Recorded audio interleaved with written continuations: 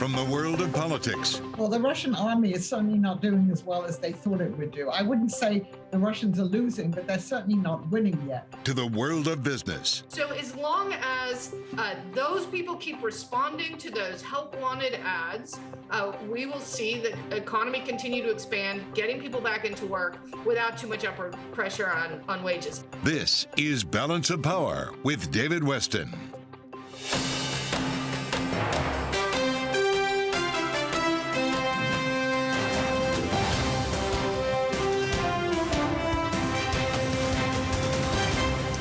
From Bloomberg World Headquarters in New York to our television and radio audiences worldwide, welcome to Balance of Power. Earlier today, President Biden addressed the growing evidence of Russian war crimes committed in towns north of Kyiv.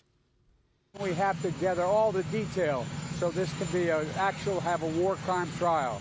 This guy is brutal, and what's happening in Bucha is outrageous. I'm seeking more sanctions, yes. I'll have time to announce that to you. For more on the reaction from the White House, we turn now to our Washington correspondent, Anne-Marie Hordern, reporting from the White House, fresh back from Europe. Welcome back, Anne-Marie. Great to have you back. So what is the reaction beyond what we just heard from President Biden to what we're seeing in Bucha?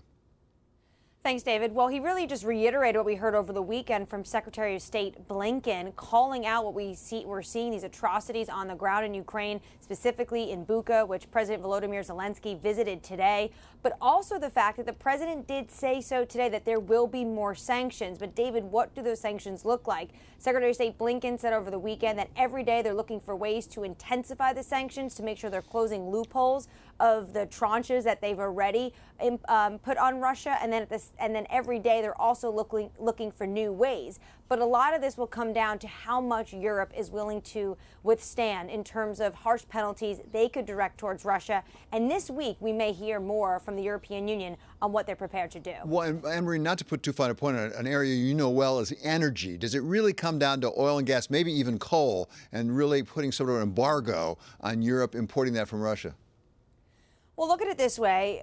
Russian exports of fossil fuels accounted for 40% of their budget last year. And this is one area of the economy that has pretty much come out unscathed when it comes to sanctions. And that is because of Europe's such dependence and reliability on Russian fossil fuels. So this is the lifeblood of the Russian economy and is the one sector that Putin has been able to take hold of. And this year alone, he's going to make more than $300 billion exporting Russian fossil fuels. David, that's a third of an increase, especially when you look at the price of oil than last year. So this is billions of dollars the Kremlin continues to make. The issue is you are seeing a very divided Europe on how to respond on this issue. Over the weekend, very small country in terms of imports for Russia, but Lithuania is banning Russian gas. The issue will come down to Germany. That's a really big one, but you're seeing a big divide right now, David, between east and west of Europe. Thank you so much, Anne-Marie. That's Anne-Marie Hordern, our Washington correspondent. And to continue this discussion and really take us into the geopolitics, we welcome now Ian Bremmer. He's founder and president of the Eurasia Group and GZero Media. Thanks so much for being back with us, Ian. You heard that discussion. Give us your sense of whether what we're seeing, the evidence we're seeing coming out of Bucha, really changes the equation in any material way. I wouldn't say it changes the equation, but it certainly furthers the trend. And that trend is towards Putin losing this conflict and the West not only hanging together as an alliance, but also feeling like they can take tougher measures against Russia and not worrying as much about the consequences, both tougher economic measures, but also tougher diplomatic measures in terms of isolating the Russians and pushing them off of all of the various diplomatic groupings that they're a part of.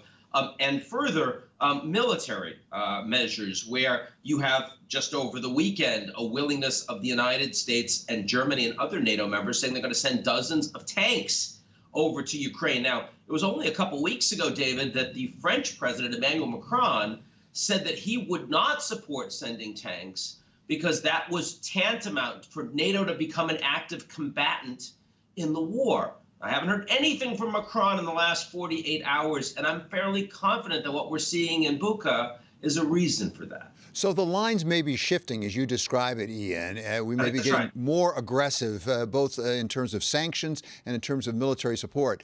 Do they shift so far as to really have Germany not buy fossil fuels from Russia, or is that just a bridge too far, so to speak? Well, I mean, they are shifting in that direction in the sense that I believe that Germany, Italy, and all of the EU wants to end their fossil fuel relationship with Russia as soon as is practically feasible. And there is the rub. What does practically feasible mean? The economic impact and the political impact it would have today if the Germans were to cut it all off as of right now, dramatically greater than for the United States, which gets almost no energy from Russia. And so it was very easy for the Americans to say, we're not going to buy oil anymore. The French president, once again, Macron, called for an oil embargo. Easy for him to do. Most of France's electricity comes from nuclear energy that they produce at home. As of right now, I don't think the Germans will get there. In other words, the lines that are too far are cutting off all energy from the major European consumers as of now, and furthermore, a no-fly zone or direct insertion of troops, NATO troops, into Ukraine. Those are the actual red lines as they stand right now. I don't think the war crimes we're seeing in Bucha move those. But I do think that if you were to see chemical weapons use by the Russians in Ukraine, which is absolutely possible, especially if it turns out that Putin can't even make good on his new scaled down military objectives of taking all of the Donbass, which he recognized as independent at the beginning of this war, then I think even those red lines I just described would potentially shift. So in other words, this is a very dangerous environment. Well, let's pursue that if we could, Ian, and the question of the use of chemical or other really horrific weapons, possibly by Mr. Putin. You referred in your note this week to the so-called Golden Bridge that Sun Tzu said you should also give an adversary. As we heard President Biden again today saying it's a war crime, we're going to have a war tribunal. Are we giving President Putin a so-called Golden Bridge to get out of this? We're not, but in part we're not because we don't think there is one. This is part of the reason that I've been so pessimistic about this conflict since the day it started, is I honestly can't see any circumstance where Putin does not end up in a radically worse economic position, diplomatic position, and geostrategic position in the broader Europe than he was before he chose to invade. So any outcome feels like capitulation. Any outcome feels like a loss, even in an information environment that Putin controls as wholly as he does on the ground in Russia. So I don't know what that Golden Bridge looks like. I mean, certainly you've got people like the French president who really would rather maintain direct diplomacy with Putin, keep making phone calls, and doesn't like the fact that Biden calls him a war criminal. But the fact is that most of NATO right now doesn't believe that negotiations have any possibility of succeeding. And some NATO countries actually would like to see the war continue because they want to see the Russians bloodied further. Well, on the flip side of that, though, how tight is the alliance at this point? Let's talk about particularly someone who won an election, Viktor Orban. Are they going to stay with the rest of us? Viktor Orban is probably the singular exception in the European Union. Vucic, who also won in Serbia, also very pro-Russia, but he's not a part of the EU. He's just trying to get in, and it ain't happening anytime soon. I think that Orban, he did support the sanctions against Russia on SWIFT, but he has not been willing to provide weapons or allow weapons to transit his territory. He is singular in that movement. And then when he won the election yesterday, you may have seen that he even referred to the Ukrainian President Zelensky as his opponent, which is, you know, almost an obscenity if you're sitting in the EU right now. So I was a little surprised to see him go that far. Yeah, I think that Hungary and the person of Orban is a problem for the EU. I don't think they're a problem for the broader, very unified G7, NATO, and US alliance to ensure that the Russians are punished as much as humanly possible for this invasion. And finally, Ian, let's fit in a very different piece of the puzzle here, and that's what's going on in Pakistan with Imran Khan and how he's dissolved parliament now. It's pending before the Supreme Court. Take us there. We have another nuclear power right now where there's a little bit of uncertainty. Yeah, it's uncertainty, but it's not a guy that's planning on using them, and that's useful. Look, this is a guy that just wants to stay in power. There's been a massive corruption allegations against him. and he would have lost that vote of confidence in Parliament. So he decided, in a very legally dubious move, with the support of his deputy, to dissolve Parliament. If the Supreme Court rules against him, and it's quite possible because the Supreme Court leans more with the military, and the military is no friend of the prime minister right now, then he's just out. If not, then you need to have relatively short order elections, snap elections, where he would almost certainly lose. The problem is that the scorched earth strategy that he is using, blaming the United States for a coup effort to remove him, again, completely fake news, but it's what he thinks will be the maximally polarizing issue on the ground, means that you could see a lot more social dissent and even violence in Pakistan as this plays out. Oh, my. Thank you so much, Ian. It's always great to have you with us. Ian Bremmer of the Eurasia Group and GZero Media. Coming up, where we're most vulnerable to cyber attacks from Russia and what we can do about it, from former NSC cybersecurity official Mike Klipstein. This is Balance of Power on Bloomberg Television and on radio.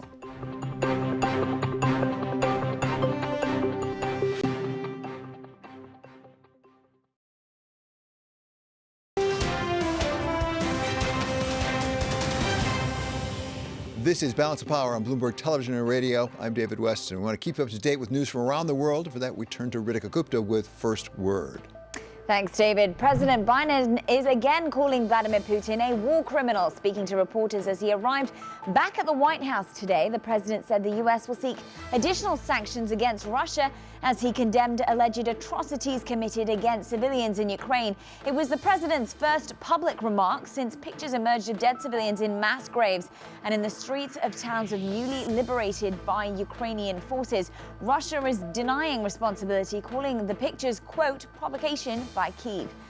Former U.S. National Security Advisor John Bolton says Putin has suffered severe setbacks so far in Russia's war against Ukraine. Bolton spoke with Bloomberg Television today. The Russians obviously miscalculated the extent of Ukraine's resistance, which has been heroic, and they miscalculated the capability of their own military, which has had one failure after another from the strategic level on down to simple logistics like food and gasoline. Bolton also says Russia is trying to regroup its forces and target Russophile areas in southern and eastern Ukraine. 3 states are suing to try to stop the Biden administration from rescinding Title 42. That's the public health order that's allowed for the rapid expulsion of migrants at the southern border during the pandemic. The Trump administration imposed the order back in March of 2020, but the CDC says it's no longer necessary and will be lifted in May. Missouri, Arizona, and Louisiana say ending Title 42 will lead to an unmitigated catastrophe at the border. And in Shanghai, more than 9,000 new cases of coronavirus were reported Sunday. Thousands of medical staff have arrived as the city prepares to test all 25 million of its residents. Meanwhile, there are reports in China that new substrains of the Omicron variant have emerged. Global News 24 hours a day on air and on Bloomberg Quick Take, powered by more than 2,700 journalists and analysts in more than 120 countries. I'm Ritika Gupta. This is Bloomberg. David. Thank you so much, Ritika.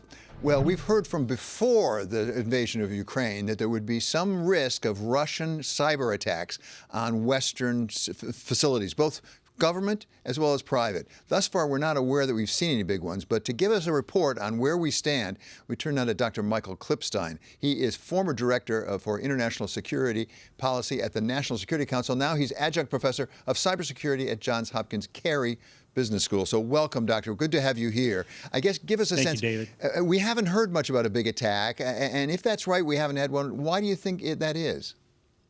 Well, private sector controls most of the critical infrastructure in the United States, and so although there's regulations for it in regulatory bodies, it's still within the hands of the private individual, the shareholders, to make sure that the companies are secure. Now, we are seeing some of this stuff play out a little bit, as Bloomberg reported earlier in the week about how GPS is being spoofed for airlines flying over Finland. This becomes really dangerous because as Finland starts to become entrenched in the talks to become a member of NATO, this has geopolitical context to it. Often when we talk about cybersecurity, we're thinking about actual attacks on systems in the West. What about also misinformation? Do we count that as a form of cyber warfare? And are we seeing increased fake news, if I can call it that, coming out of Russia?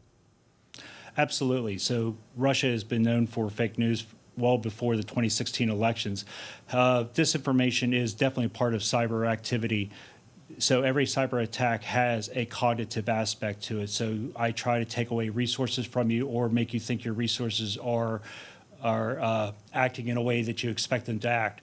This way, when the Russians or any other actor damages them, it goes unnoticed for quite a period of time. As we talked about last week, the Verizon data breach report talks about how criminals in networks of businesses are in the networks for over 200 days at a minimum. So this just amplifies when you have a state-sponsored activity like this. There was a report on Bloomberg that, in fact, part of what we're seeing is actually a division among the private cyber criminal group, if I can call it that, between people supporting Russia and people attacking Russia. It's not just, of course, the states themselves that have engaged in cyber activity, but also there are private people for ransomware or what else. Have you seen that phenomenon? I have a little bit. There is a lot of people that have patriotism, for lack of a better term, either attacking Russia or siding with Russia on this.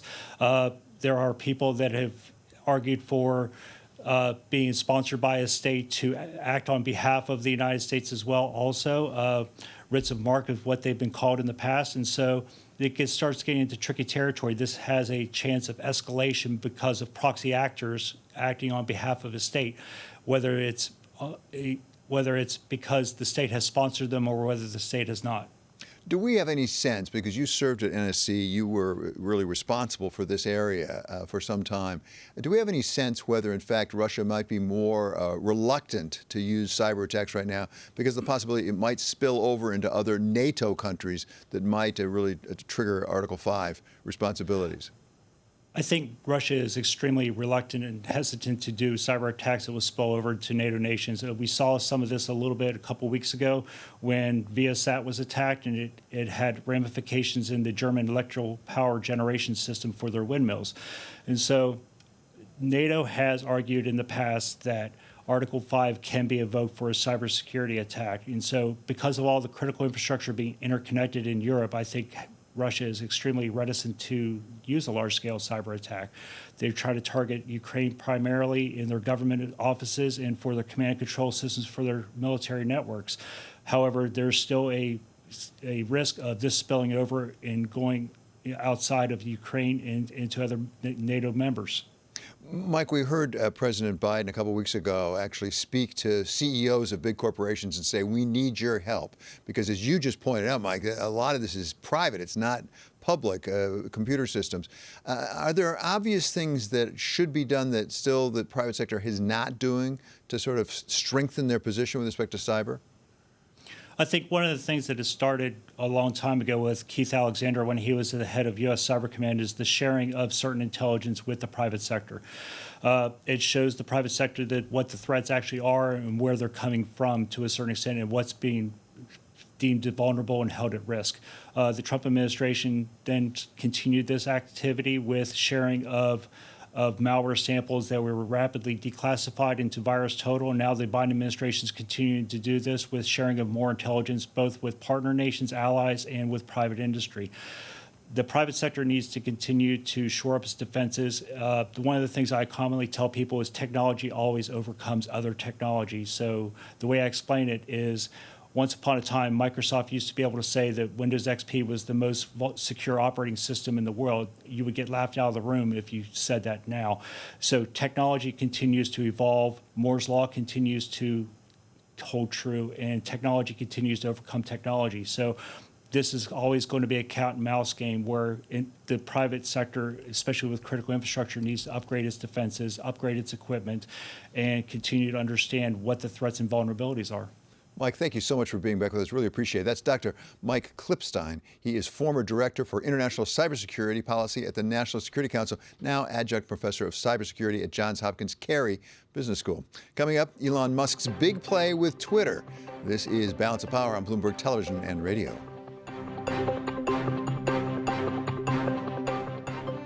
The war in Ukraine rages on. President Putin's invasion is brutal. Turn to to Bloomberg for up-to-the-minute reporting from around the world and analysis of what it all means to you. The intention here is to increase the pressure on the sanctions front. I think the United States policy is that the sanctions continue until President Putin is no longer there. For continuing coverage from Ukraine and around the world, keep it tuned to Bloomberg Television and Radio.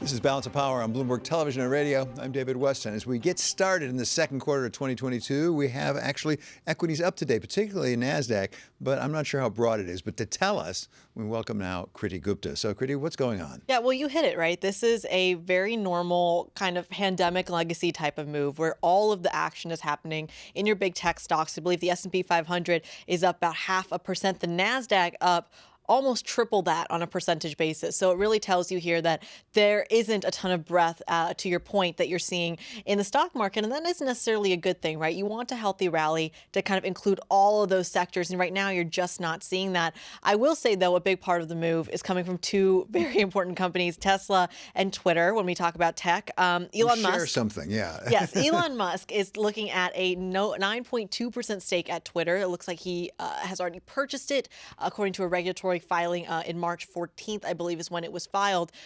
This is huge when it comes to whether or not this is going to kind of drive the shares, what this means for Tesla investors in particular. Of course, this follows comments where he said, should we really be talking about free speech, and should he be creating his own social media platform? So one of the big questions here is this kind of going to become an activist sort of venture? Right now, it is just a passive stake, but that is the speculation. Another big mover to the downside, though, is Starbucks. And they actually came out and they said, we have a lot of cash, but we're just not going to invest in those buybacks. And that is a stark contrast to what you're seeing across companies who are sitting on a lot of cash. Yeah, there's a new sheriff in town, or maybe an old sheriff who's come back to town in Starbucks. But in the meantime, 2s to 10s, the yield curve stays inverted. It stays inverted, and this is significant, right? We know this is a recession indicator, but how long does it stay inverted? Because the longer it does, the more odds are that you're going to hit a recession. Right now, it doesn't seem like it stayed that long. It's kind of been wavering. It's coming in and out. So that's one of the big questions. Is this one of those moments like 2006 or 2007, or can we come out of it? Is this just one of those pricing issues? Yeah, and if it is predicted anything, it could be a year and a half down the road. For as far as we know, there's often a delay. Timing is everything. Okay, thank you so much for that report of the markets from Kriti Gupta. Coming up, the need for a fourth COVID shot. We're going to talk with Dr. Laura Forman of Kent Hospital about what she's seeing in the emergency rooms up in Connecticut. This is Balance of Power on Bloomberg Television and on Bloomberg Radio.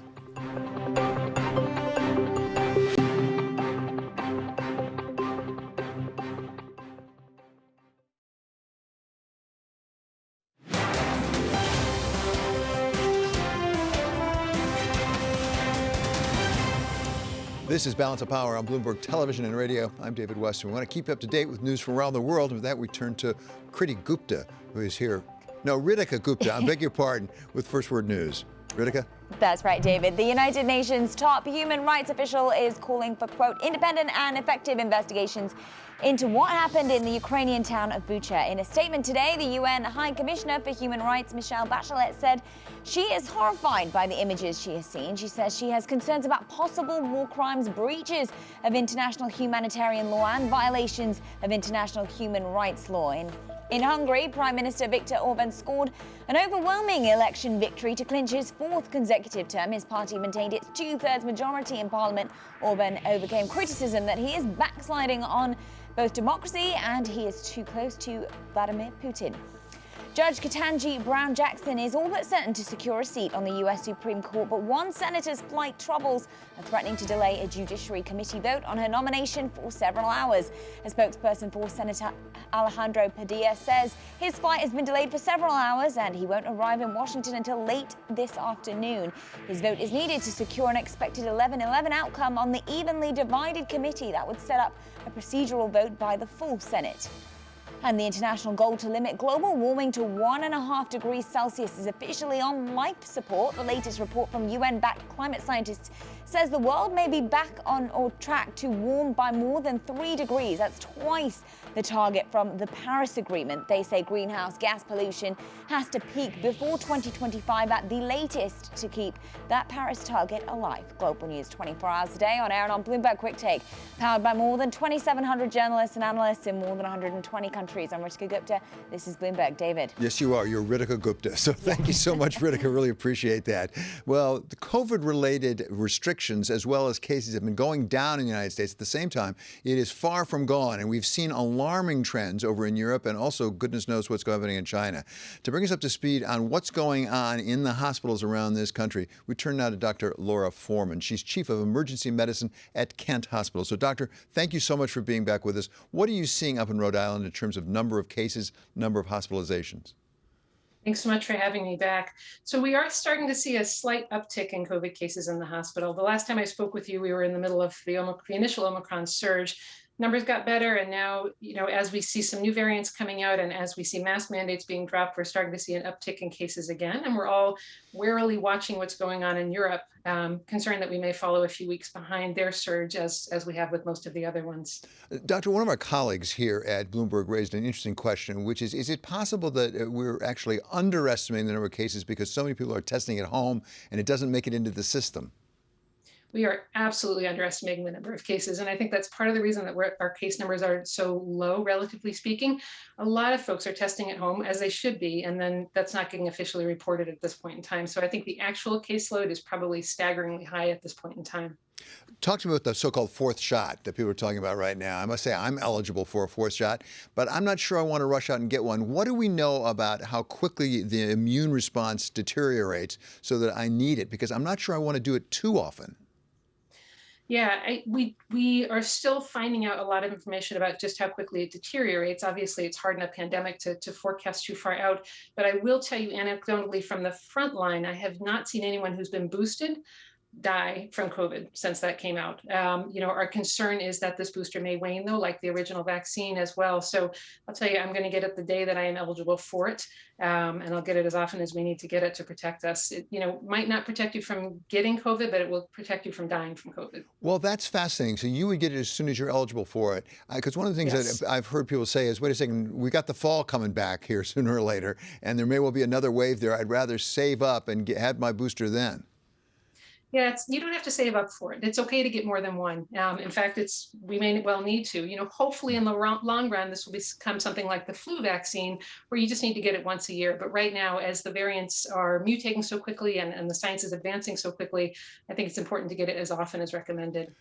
Doctor, talk to us more broadly about our healthcare system at this point. We focus on COVID for obvious reasons, and we should be focused on it. At the same time, there are a lot of other people needing an awful lot of other help out of the medical system. How is it working up there at Kent, for example? What kind of strains are you seeing on your overall system? We've seen a lot of strains, I think, as a lot of the country has. There have been times at surges when we've had trouble with staffing. That's been resolved now. It's been an overwhelmingly difficult time for staff, but we have been doing everything in this lull between surges to prepare, and I think we're fully ready for the next strain. I think it's been a strain on the healthcare system on the whole, though, across the country. And, one of the things, this might be my eternal optimism speaking, but I think one of the good things that could come out of this pandemic is it is forcing us to reckon with some longstanding problems in healthcare. One of the things that we've been talking a lot about at Kent is, if you present to a hospital with COVID, we know that your outcomes are going to be worse if you're Black than if you're white. There was recently some data published, not out of Kent, but out of some other hospitals, that if you present to an emergency department with COVID symptoms, you're less likely to get tested for COVID if you're Black than if you're white. You're less likely to get admitted, even with the same exact set of symptoms and the same severity, if you're Black as opposed to white. You're less likely to be offered emerging therapies if you're Black than if you're white. And that's something that we've seen, this kind of contrast of the accessibility of healthcare is something that we've seen across the board in medicine for many years. But COVID is forcing us to look at this in a new light. It's shining a very bright light on these differences in access to care and differences in health outcomes, not just around race, but around a lot of other things as well. So I think one of the good things about this strain is that we're really having to look at it, and it's given us an opportunity to make some changes, and hopefully for the better. Dr. Forman, give us a sense of what you think from where you sit at Kent.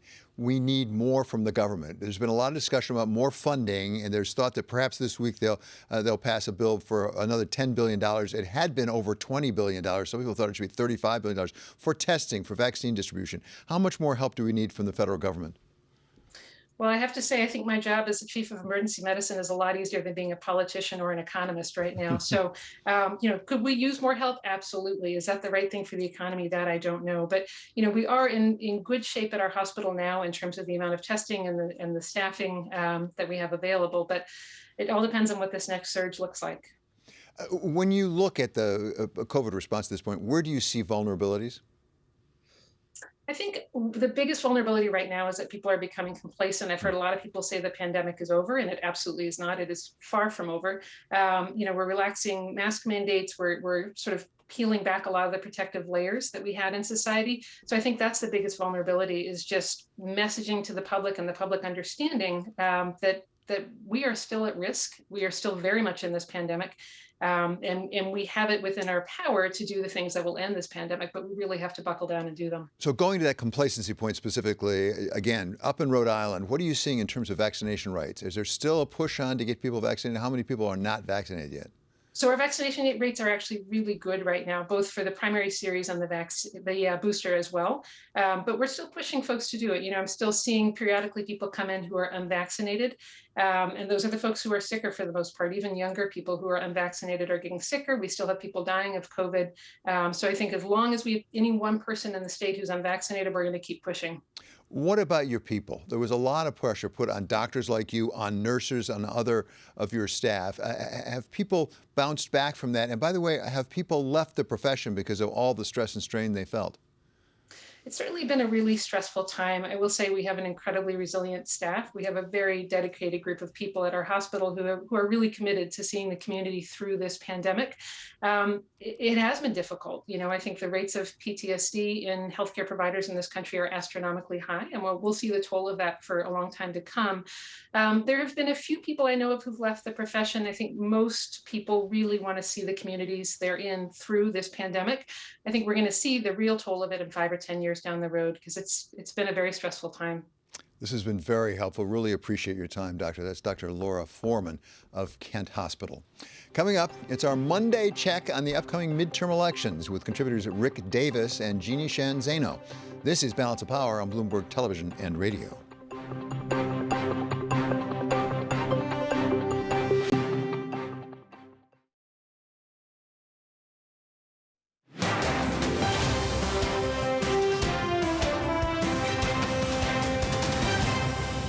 This is Balance of Power on Bloomberg Television and Radio. I'm David Westin. It's Monday, which means it is time for Midterms 2020. That's when we take a look at where things stand in the elections coming up in November with our political contributors Jeannie Shan Zeno of Iona College and Rick Davis of Stone Court Capital. So, Rick, let's start with you. Let's start with a specific race in Pennsylvania. We're all watching it because we know the two people involved, the big names of them actually, Mehmet Oz and Dave McCormick. So what's going on in that race?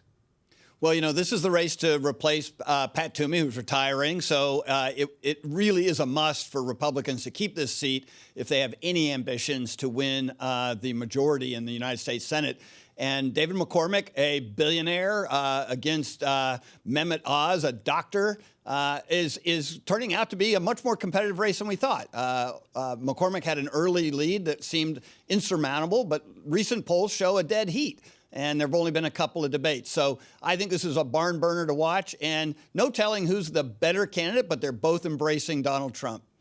Yeah, and what's fascinating about that race, we always used to say, you don't want to hold office and then run for a seat because you have to defend your record. But what we're seeing now is Dr. Oz has to defend a lot of things he said on the air and things he's written over the years. He's been getting hit hard on those things. And, things like being friendly to Democrats, for instance, and his views on issues like fracking. So he's having to defend a lot of those things that he said in his former life as a TV host. So, David, don't run for office anytime soon. Well, not to speak of Dave McCormick, who has to defend the entire investment record of Bridgewater, right, Rick? Yeah, this thing has turned out to be like China versus Turkey, right? Mehmet Oz owns a Turkish passport and has gotten criticized for that. And David McCormick owns a lot of assets in China, has gotten criticized for that. Someday they will actually talk about Pennsylvania issues, but right now it's more about their backgrounds than what's happening on the ground in Pennsylvania. But as long as we've gone overseas here, let's talk about Title 42, because, boy, over the weekend, and watching TV, political TV, it was all about Title 42 and repealing this restriction they had that said that you could send migrants back immediately because of COVID-19, and Biden decided to take that off. Yeah, and the Biden administration would say it was the CDC that decided for health reasons to remove that in 60 days. They're giving themselves a window, of course, but it is a political, firestorm has erupted about this. From a health perspective, it may make sense as the pandemic starts to ease up, we hope. But from the issue of immigration, and particularly these Democrats who are running places like Arizona, Nevada, but even places you wouldn't expect like New Hampshire, they have said this is a bad move, including, of course, Joe Manchin, who said this shouldn't be done. Mark Kelly saying don't do it without a plan. And of course, there's no issue that hurts Democrats like immigration. The top two issues on voters' minds, inflation and immigration, both of those are bad issues for Democrats at this point.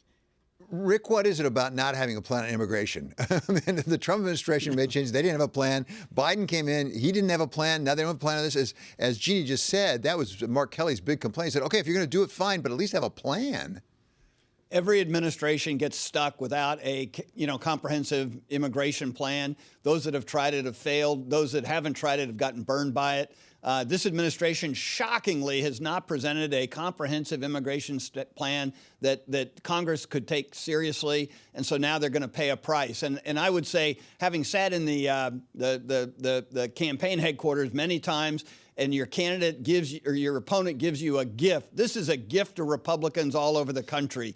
Title 42 will be on the lips of every suburban housewife between now and November, because there are going to be a lot of ads that are taken out on this. 1.6 million illegal immigrants were turned away at the border due to Title 42, and lifting that is going to create a flood right around the time of the midterm elections. Okay, and does that trump whatever happens with the Supreme Court of the United States? Because we're going to have, in all likelihood, Ketanji Brown Jackson confirmed this week.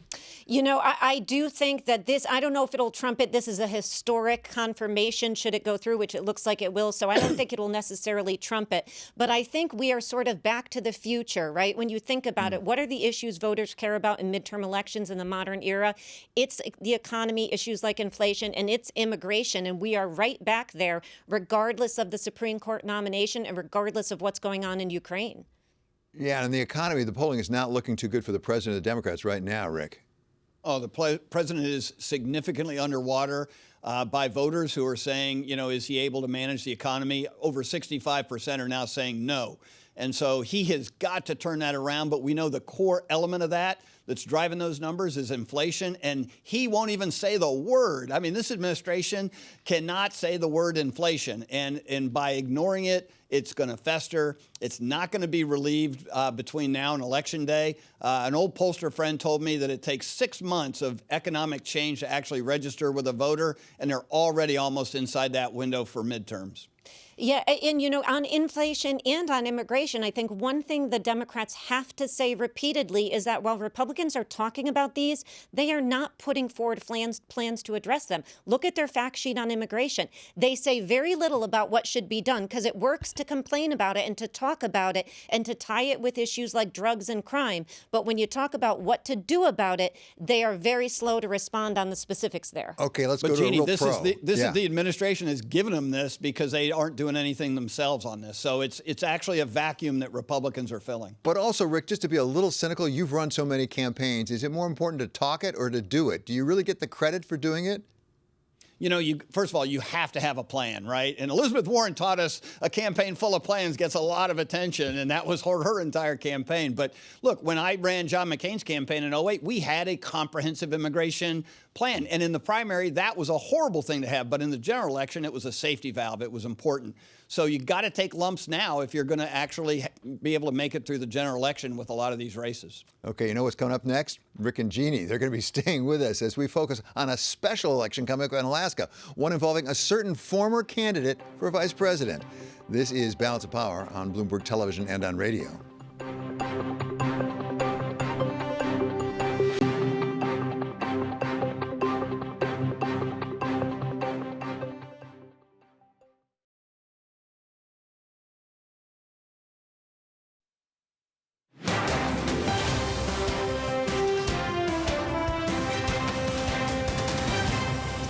This is Balance of Power on Bloomberg Television and Radio. I'm David Westin. We're going to continue our discussion about midterm elections, although this one actually is not a midterm election. It's a special election up in Alaska, and we have somebody we all have heard of, Sarah Palin. I should go to Rick Davis because, of course, he ran the campaign when she ran for vice president, but I'll give you a break, Rick. Let's go to Jeannie Sheehan Zaino. What about this? She's got a lot of name recognition. 100% name recognition. She's got the endorsement of Donald Trump. Of course, she's facing a field that has something like 50-plus candidates, so it's a big field.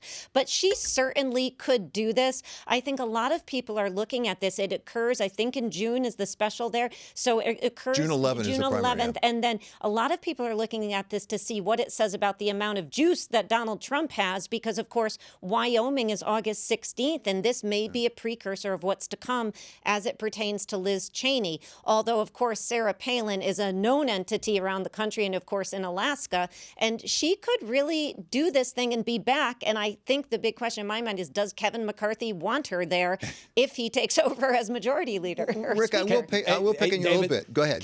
Kevin McCarthy wants as many Republicans in the House as he can get, and he doesn't care who they are to be Speaker. Let me tell you something about this crazy process. I mean, as Jeannie said, over 50 candidates, Democrats and Republicans alike. It's something we used to call a firehouse primary. You see fire and you run for office. And that will be culled down to the last four candidates who will, quote, run in the general election. Can Sarah Palin make it into the last four? For sure. Her name ID is, as Jeannie says, is 100%. It's 100% in China, for heaven's sakes. But I think she can get into that final four. But then, with rank order voting on Election Day, can she be one out of four? And that's a bigger question to ask. Well, so let's talk about somebody else with name recognition of a certain sort. That's Herschel Walker. We all know that name from football days. Talk to us about the Georgia race, Rick. Well, you know, this Georgia race should be open and shut, right? Donald Trump flies into Georgia and says, Herschel Walker's my guy. Talk about a guy with a lot of name ID in Georgia. I mean, he's a hero, right, in football. But the reality is he's not led the most exemplary personal life, and his opponents are ready to start talking about that. Now, super PACs in Georgia are starting to run ads all about Herschel Walker's, spousal abuse and issues like that, none of which you really want to see in an election. But in this case, according to the tests I've seen, it brings him back down to earth. So rather than leading with 60%, he could wind up in, the low 30s. And if that happens, that state goes into turmoil because it could be anybody's race if Herschel Walker is brought down to earth. And it does. We've seen a number of flawed candidates on the Republican side in this race. I mean, this year alone. And it is a question of how much support, Donald Trump's support and endorsement, his voice really speaks to people in Georgia. And of course, it also has to do with who they're running against. So those flaws can really matter. And I do think that this race is one for Republicans that as they look back to 2020 and they think about just narrowly losing Georgia, as Donald Trump will tell you, that this is one they definitely want to win back and feel like they can. And these flawed candidates, if they get in the way of that, that's going to be a big problem for Republicans. At the same time, Rick, as I recall, Mr. Warnock narrowly won that race, and you can't beat somebody with nobody. It's not enough to say the other guy's no good. What does he have going for him on the affirmative side? Look, I mean, he's going to have a strong Democrat effort to retain his seat and win the governor's race, which will influence turnout. Governor's races have a lot more energy about them than usually Senate races do. And the fact that he's got a strong candidate running for governor on the Democratic ballot is going to probably help him a little bit. But at the end of the day, if Herschel Walker is the nominee for the Republicans, it's going to be an up or down vote on Donald Trump. Donald will make sure of that, right? Like he did last time around in two races that both lost. Yeah, exactly. How'd that come out for him, Jeannie? That didn't work so well, and that's what Democrats want. The more Donald Trump they can get people talking about, they feel like the better for them. And, so it'll be interesting to see how much he plays in this race. And, of course, you're talking also about issues in Georgia as well. I mean, people are voting based on their experiences in the state, and Raphael Warnock is the incumbent at this point. Thank you so much. It's always great to have our political contributors, Rick Davis and Jeannie Sheehan Zaino. Check out the Balance of Power newsletter on the terminal and online. Coming up, Balance of Power continues on Bloomberg Radio. In our second hour, we'll talk with Catherine Wild of the Partnership for New York City about why New Yorkers may be reluctant to come back into the office. And this is Bloomberg.